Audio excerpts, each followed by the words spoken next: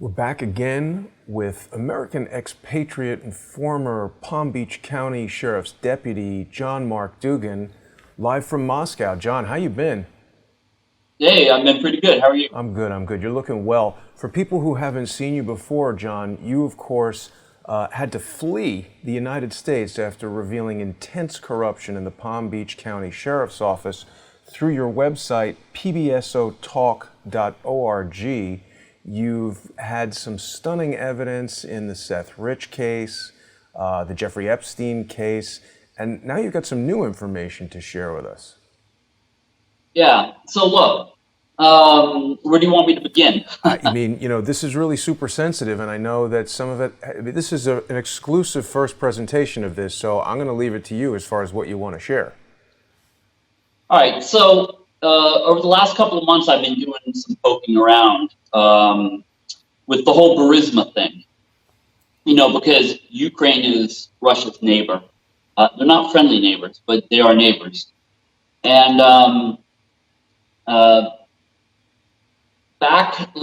me just say that back when the USSR was the USSR, Ukraine was a part of the USSR. So anybody from the former Soviet Union can get rid of their passport or trade in their passport, like if they're from Azerbaijan or from Armenia, they can actually come to Russia and trade in their passport and get a Russian passport and live in Russia. Mm-hmm. It's a bit of a process, but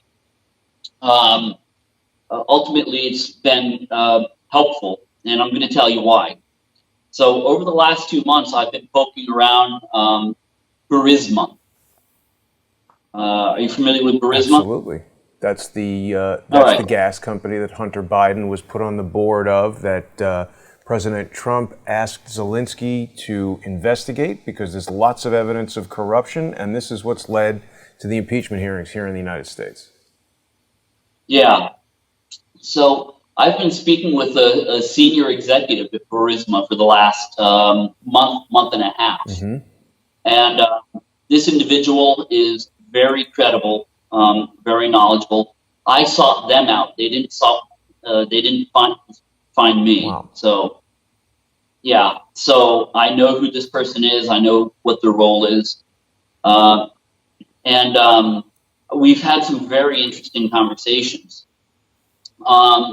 And this individual has been present when, so this person has been working at Burisma.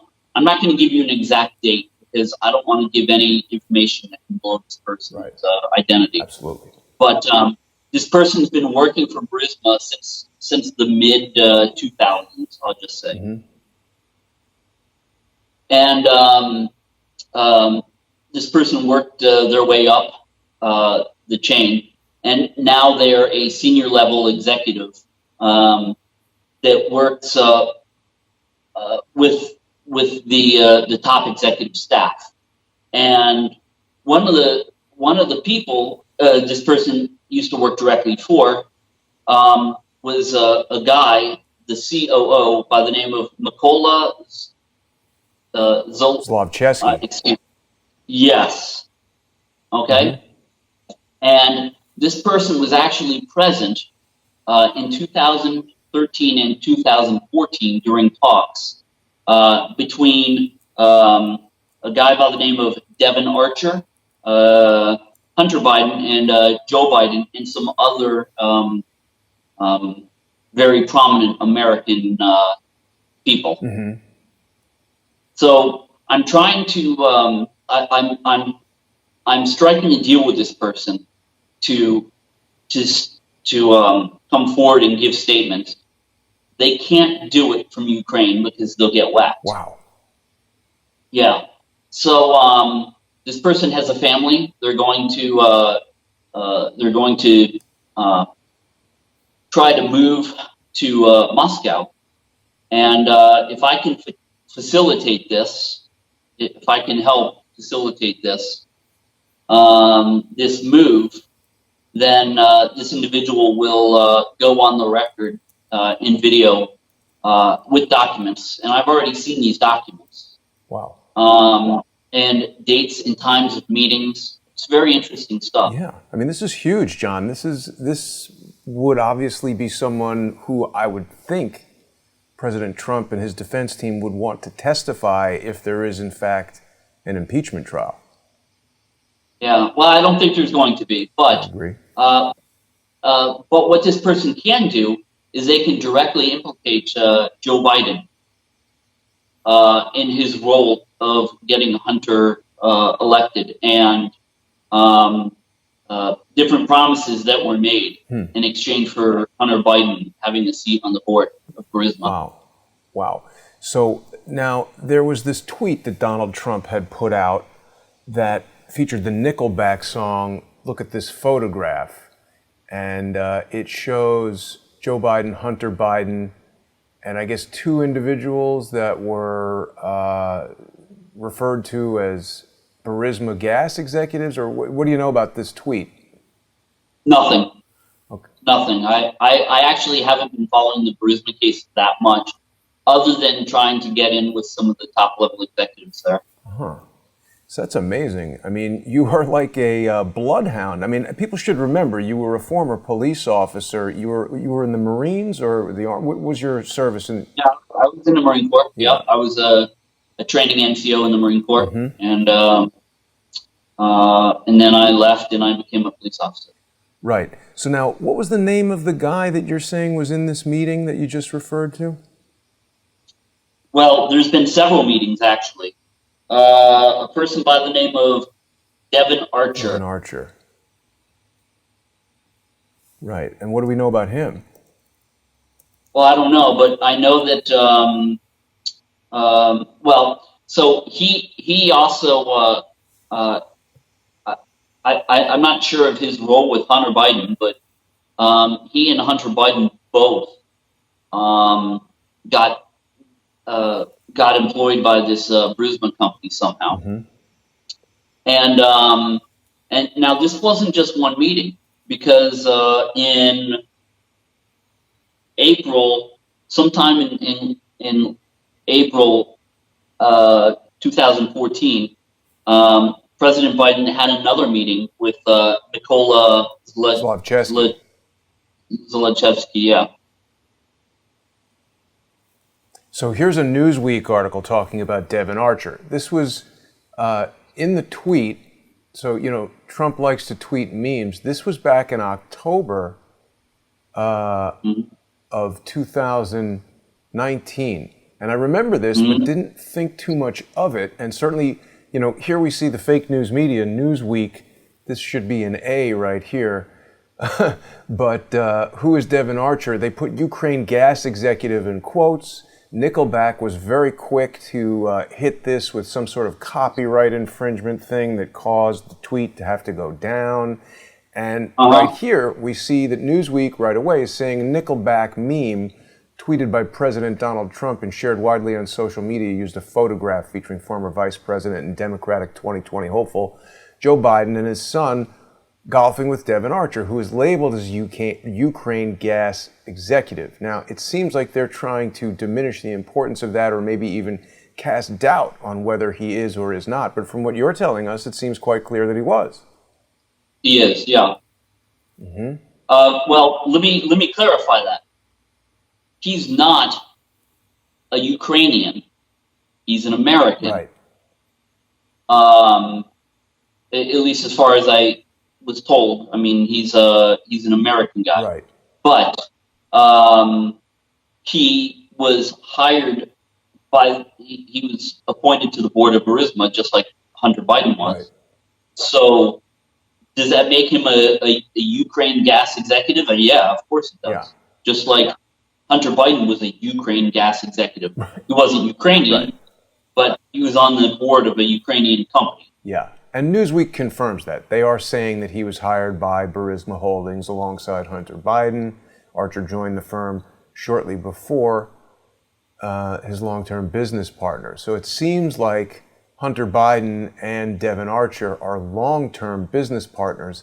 I don't know, you've been in a lot of different businesses, John. Do you make crack addicts and cocaine problem individuals your long-term business partners, or is that usually something that would cause you to be skeptical about doing business with somebody? Well, that certainly isn't a wise business strategy unless your daddy happens to be the vice president who's going to steer a bunch of money your direction. Yeah, I agree with that. So, and apparently this was happening. From what I'm told, a lot of money was coming in and being laundered through Burisma. And after the money was laundered through Burisma, this is how they were paying these people back. Mm-hmm. Mm-hmm. So paying them back, you mean, so money's laundered through Burisma. There was this whole thing that we've heard about with Joe Biden having the prosecutor fired who was allegedly investigating Burisma Holdings. And we've heard in the mainstream news here in the United States that prosecutor was a very corrupt prosecutor. The U.S. ambassador to Ukraine, Maria Yovanovitch, has said that this guy was a corrupt problem. What's the feeling about that prosecutor there in Russia, or what does this Ukrainian person say about the investigator? Well, I didn't actually speak to them about the prosecutor, other than the guy was actually investigating Burisma back in, like, I think 2013. And due to some talks with the vice president and Hunter Biden, before Hunter Biden was appointed to the board, before he was appointed, the prosecutor was told to lay low on the investigation. And after Hunter Biden was appointed to the board, he started picking up the investigation again, and that's when he was fired. Right. So this is Viktor Shokin. He's the former prosecutor general of Ukraine, and he served as prosecutor general between 2015 and 2016. He had previously worked as an investigator in the office of the prosecutor general. So obviously he's been on this for quite a while. He became embroiled in a scandal that led to the impeachment of Donald Trump, according to Wikipedia. So this would be interesting to find out, because obviously, you know, what they say about the guy in the mainstream news, or the nonsense coming out of Adam Schiff's mouth saying that this guy's corrupt, doesn't necessarily mean that he is. Adam Schiff has called this investigation into Burisma a sham investigation, but it seems that you've seen documents and, you know, this person you're speaking to believe that there is something to investigate at Burisma. Yeah. And, you know, one of the things we spoke about is this whistleblower that I've been speaking to. I'm calling him a whistleblower. They will go on record once they're relocated to Moscow. You know, as much as I can, I've told this person that I will assist them in relocating to Moscow. It's going to entail getting some attorneys to get their citizenship status straightened out. And, you know, they have a family, so, you know, I have to figure out where they're going to live. So I did set up a GoFundMe page so I could hopefully have some people help out with this. Right. I'll contribute what I can. And if anybody out there can give me a hand in this, it'd be great. So I'm showing that right now. Help relocate Burisma whistleblower employee. This is a really important effort that you're taking up here, John. I'm going to make sure that people can get that link. I also want people to be very careful to not go to the incorrect whistleblower fundraiser. There's a fundraiser by Whistleblower Aid, which is saying help the intel community whistleblowers. That's up to $283,000. I'm pretty certain that this is going to be connected to Marc Zaid, the attorney for the anonymous whistleblower who's behind the Trump impeachment. We've spoken a lot how the Rose Compass law firm, Charles Ortel, gave us a lot of details about how the nonprofit that they're running is not properly registered. Marc Zaid is someone that Kevin Shipp, the recovering CIA officer who appears regularly with me on the intelligence assessment with Kevin Shipp, has told us that he actually went to Marc Zaid to be his attorney when he was blowing the whistle on the CIA. And Marc Zaid actually delivered information to the CIA, drained Kevin of money, and never helped him at all. So I don't trust Marc Zaid at all. I want to make sure that people go to your Whistleblower, your Burisma Whistleblower GoFundMe site. Do not mistake any other GoFundMe. John's put together a graphic here that features the Ukrainian flag. Make sure that if you are wanting to help this Burisma Whistleblower, make sure that this is the site that you're giving it to. And John, I think it takes, a lot of people are very skeptical, as they should be. What can we tell people to reassure them that this is a legitimately operated GoFundMe site and that the money will go to the whistleblower properly? I guess that's hard to do. Look, I've always said I don't want any money from me. When you told me to set up a Patreon account the first time, I said no. Yeah. I don't need the money. I'm going to be donating money myself to the Burisma. I'm going to find this person an apartment. I'm going to be donating my time. And no, look, it's 10,000. It's not 200 like this other guy, because it's not going to require that much. Right. It's just going to require an attorney and some housing and some stuff just for this guy, for this whistleblower temporarily. Mm-hmm. So, I'm not in this for the money. I've helped 8 people get asylum here in Russia now. I put on there one of my last ones, Mikhaila Kantila, who's in Russia now. He just applied for asylum a few months ago. Mm-hmm. So I'm helping all these different people who have blown the whistle in some form or fashion in multiple countries, not just the United States, but in different countries.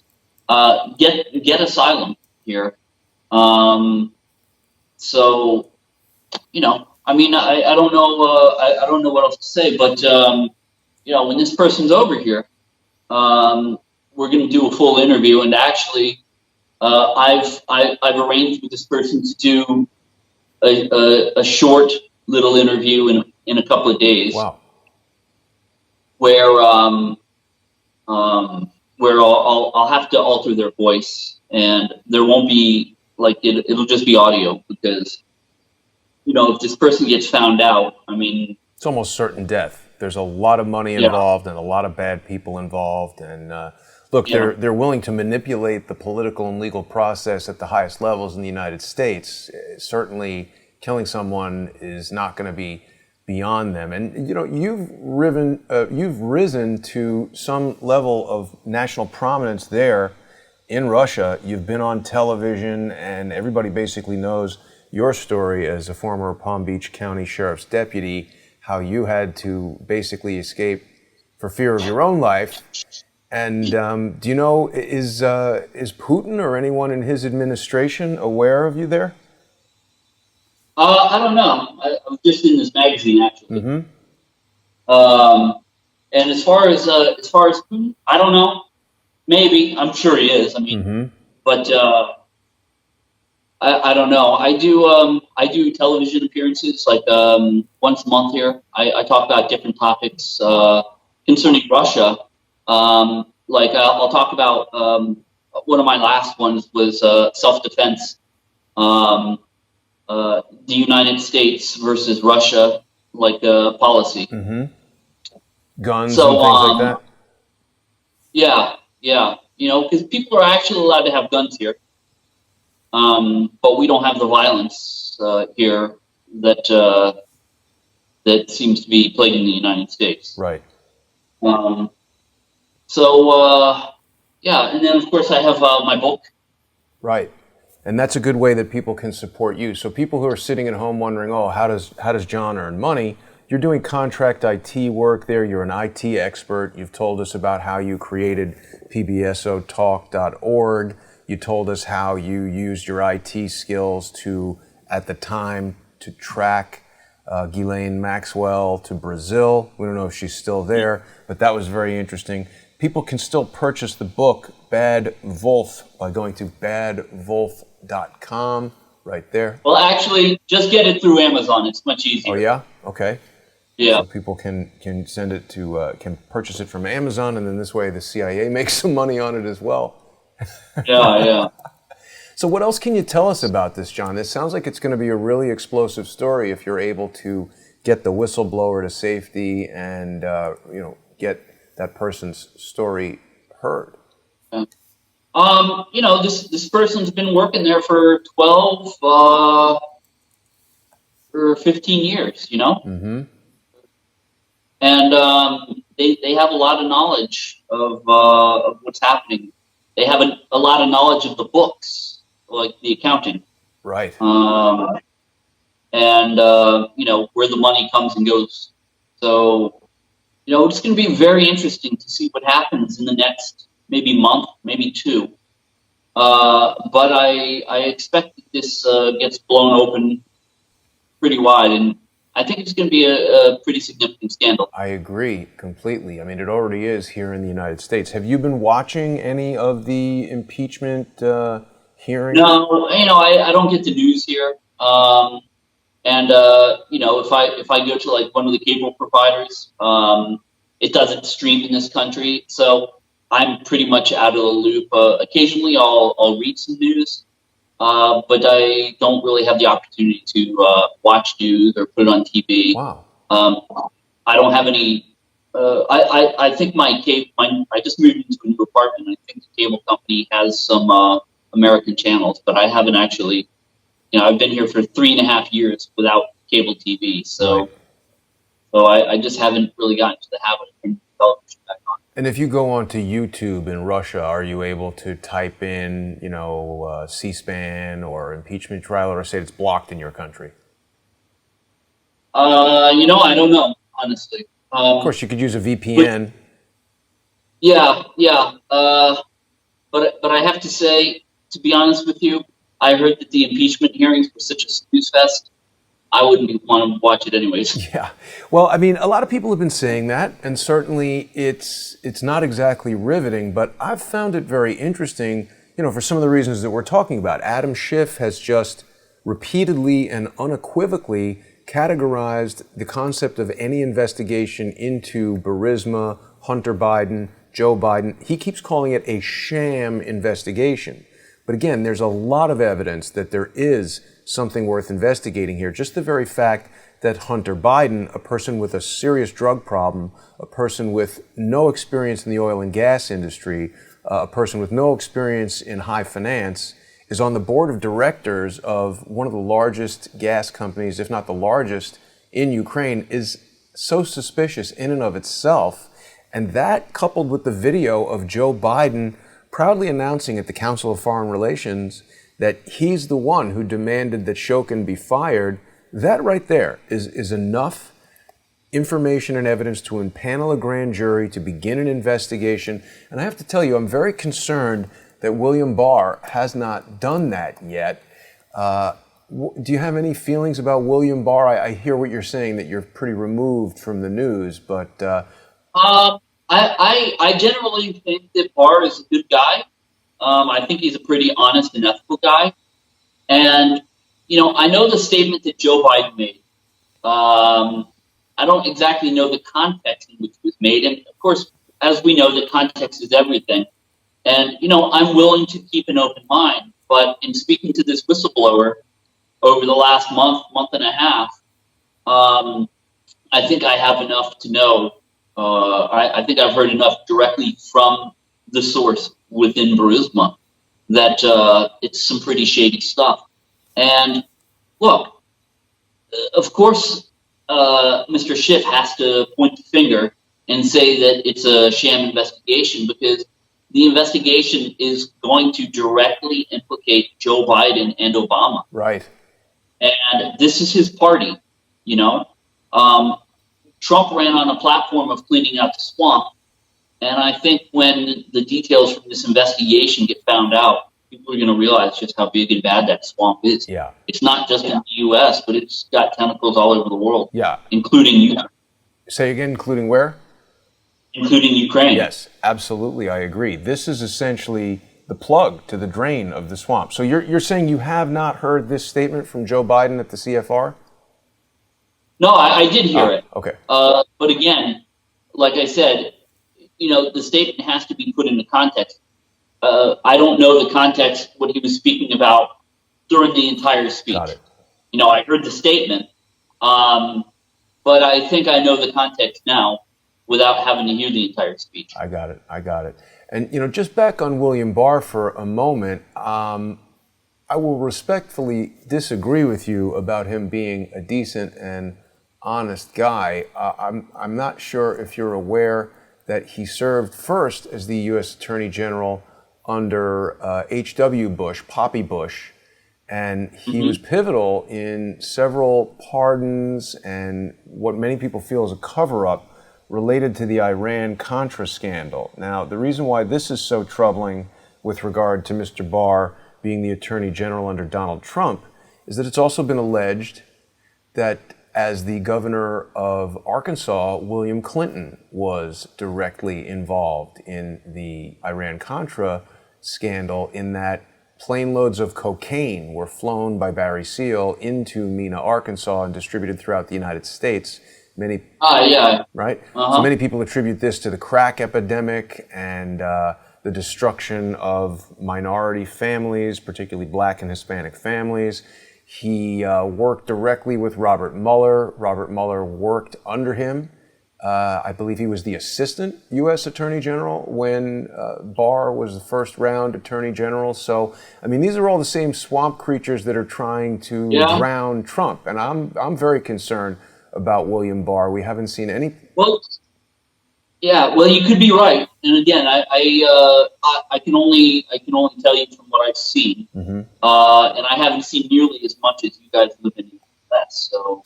And that's interesting to know what someone, even an American who speaks English, and you're pretty isolated from this news. So it's interesting to see how around the world. I mean, I'm talking to guests all over the world.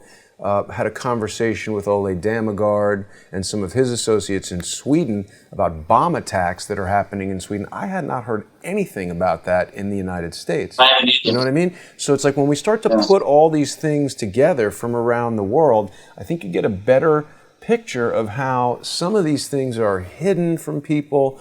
And what I'm trying to do with Crowdsource the Truth, John, is to bring together all these disparate pieces of information. I don't necessarily need to be an expert in anything other than hopefully making all these cameras and broadcast equipment work.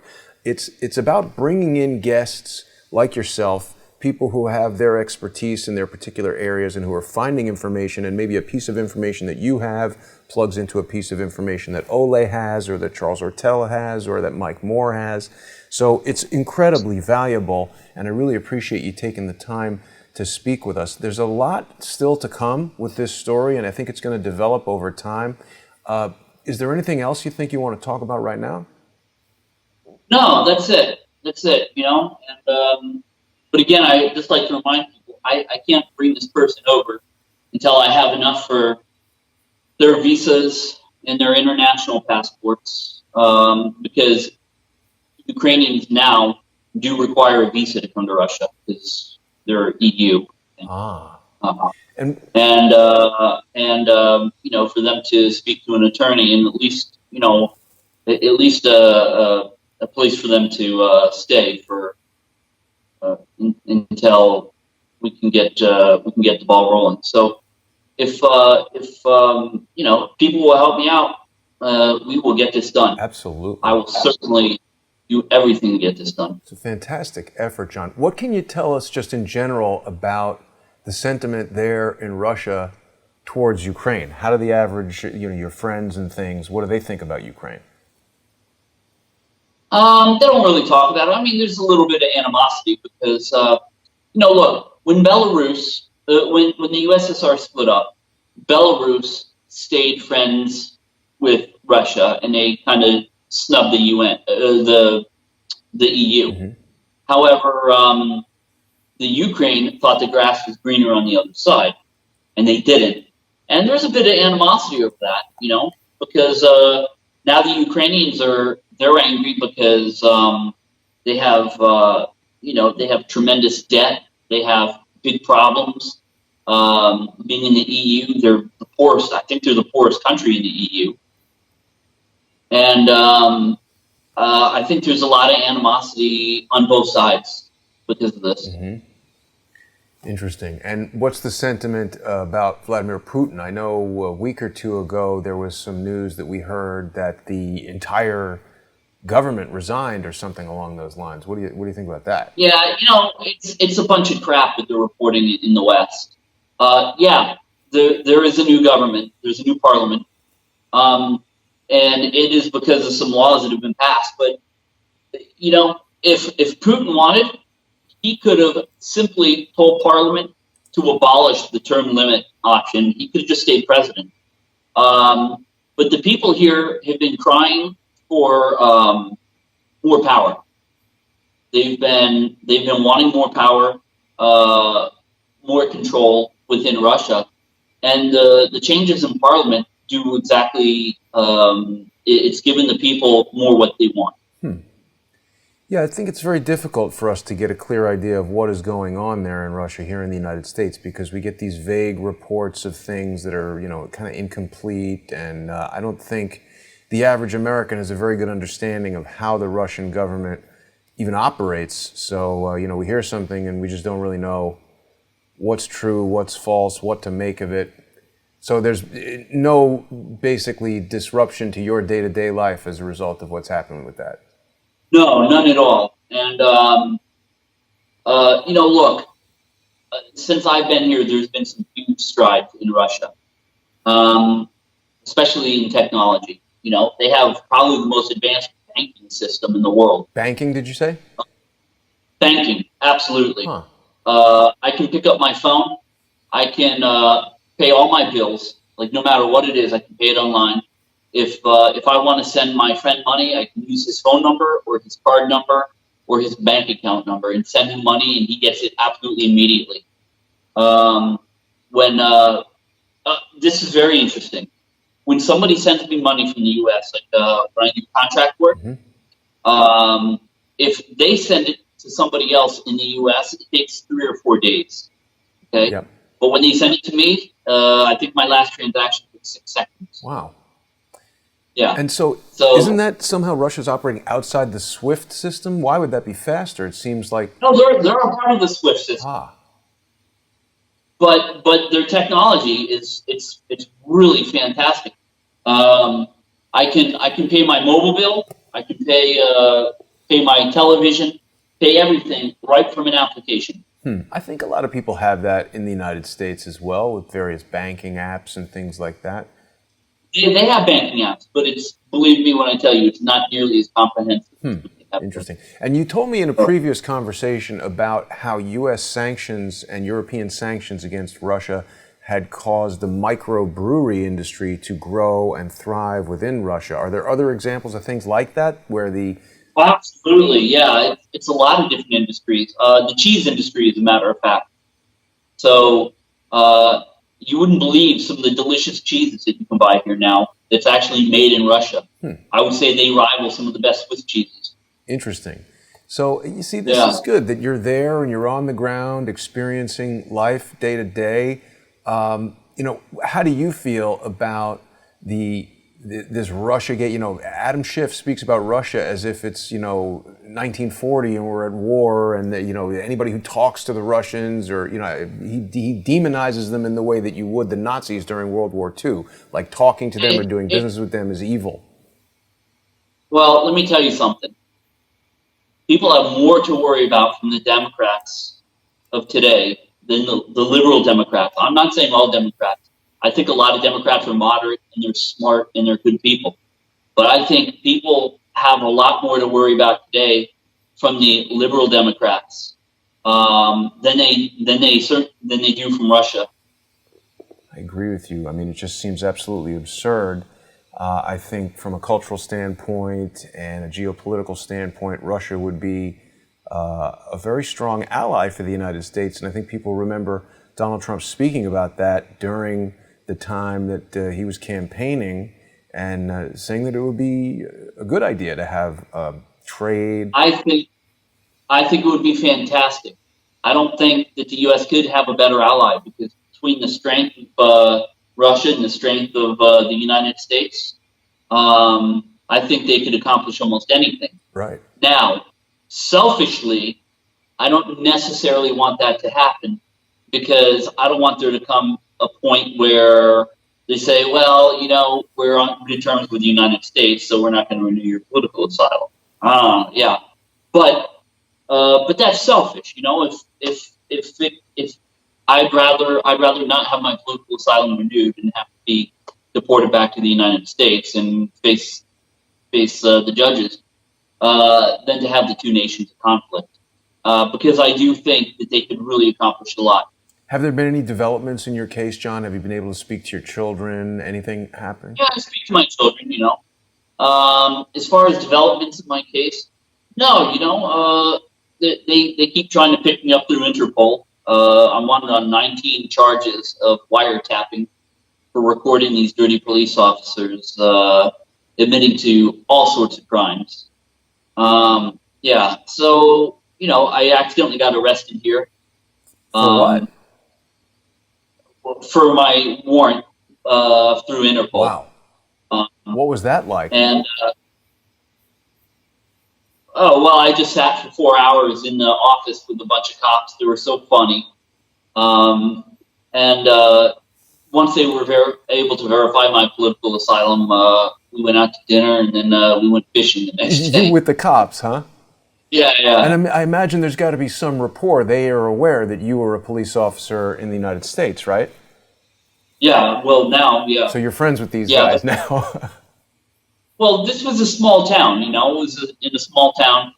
And, yeah, so, but it was very funny. We hung out. We're friends. I see them occasionally when they travel to Moscow. And, yeah, I've met their families. Very nice people. Wow. You know, the police in the U.S. the police in Russia don't nearly have the same latitude as the police in the U.S. What do you mean by the latitude? Well, for instance, they can't say, well, I was in fear for my life and just start capping people at random because they'll end up in prison. Yeah, and so as a result, they're very cautious about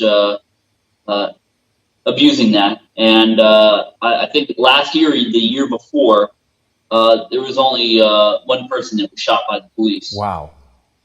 Yeah, yeah. I tell you, John, I think you and I are about the same age, and it's amazing to observe how the world has changed. I remember in the 1980s, Ronald Reagan on the television calling the Soviet Union an evil empire, and all the movies about the day after and nuclear holocaust and everything, and, you know, Gulag movies on HBO and things like this. And now to think that people are being removed from the internet, and Julian Assange is imprisoned for being a journalist. There's so much violence in the United States, gun violence and all this kind of stuff. And the way you describe Russia, it just sounds like there's been such a shift in the sort of the tables have turned. There absolutely is. And, you know, as a good follow-up, you should contact my attorney who came to visit me a few weeks ago. He was expecting like 1940s style, you know, give me your documents, Russia. And the entire trip that he was here, he was absolutely blown away by the strides in capitalism. I mean, they're more capitalist here than they are in the U.S. anymore. Wow.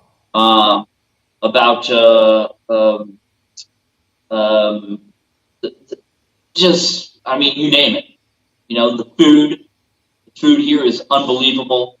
You go to a produce market, it looks fake because everything's so clean. No, because these produce guys, right, in these markets, they have to compete against each other. So they polish their vegetables and they wash everything really nice to do these incredible displays of their produce. And you don't have the same when you walk into like Publix, right, or someplace like that. I mean, I've personally observed that even just the taste of fruit and vegetables in the United States is almost completely gone. I've presumed it's because of over farming and all of the Monsanto type, you know, glyphosate. And I believe it's correct that glyphosate and all that stuff, GMO, has been banned in Russia. Isn't that correct? Yeah, it's absolutely banned. In fact, one of the biggest things where you can tell the difference, right, is when you walk into a McDonald's here, it smells totally different than a McDonald's in the U.S. And the food tastes totally different because they're not allowed to use the fillers in the food here. Wow. And the other thing is watermelon. Yep.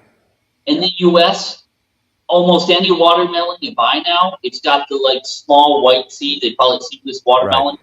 It has no taste, but they won't. You don't find that here. And the watermelon is, if you remember, like when we were kids, like the big coarse sugar crystals that you can feel on your tongue. Just delicious, just like a burst of flavor when you bite into it. Yeah. That's the kind of watermelon you find here. Amazing. Well, I have to say, you're looking well. It looks like you've lost some weight since I first met you. Yeah, probably. I have a girlfriend. She's a model. Huh. And got to keep up. Yeah, well, it's not that, but when I say, oh, what do you want for breakfast? Oh, an apple. What do you want for lunch? Oh, an apple. What do you want for dinner? Oh, I just eat an apple. And I've gotten pretty lazy about just making myself dinner, so I just eat apples with it. Wow, I hope you're eating more than just apples, but I am. I'm glad to hear that your situation is improving and that you're finding some happiness there. Well, anyway, John, I really appreciate you contacting me with this information, and certainly if there's anything that I can do to help you with this effort to bring the Burisma whistleblower to safety and get the information to come forward, I'm very interested in that as well. So I hope that viewers will visit this GoFundMe page. I will have the link in the description to this video, and hopefully we can create a safe environment for this person to bring the information forward. John, I want to thank you for joining me today, and if there's anything else you'd like to say, I think that's about it for now. That's it. Great. Thank you so much for having me. Wonderful. Thank you, John, and thanks everybody for watching. I want to say hi to your listeners too, by the way. Absolutely. All right. Okay. See you soon, John. Thanks very much. Yeah. Goodbye. Пока. Пока. До свидания.